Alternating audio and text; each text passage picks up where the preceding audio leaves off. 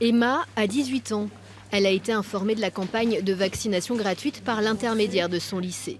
Cette jeune fille n'a pas souhaité repousser au lendemain l'occasion de se protéger contre le méningocoque W, bien consciente de la dangerosité de cette bactérie qui circule beaucoup sur la région de Dijon et qui a déjà provoqué 3 cas de méningite mortelle chez des jeunes gens.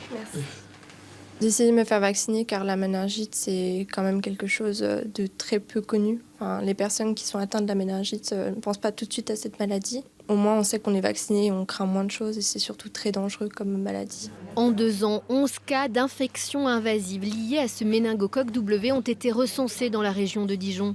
Méningite, septicémie, défaillance d'organes, les conséquences sont lourdes pour les patients. 25% des 17-24 ans sont des porteurs sains. Ils ne développent aucun symptôme, mais ils peuvent transmettre le germe par les gouttelettes de salive. Un tableau qui a poussé les autorités sanitaires à agir auprès de cette tranche d'âge.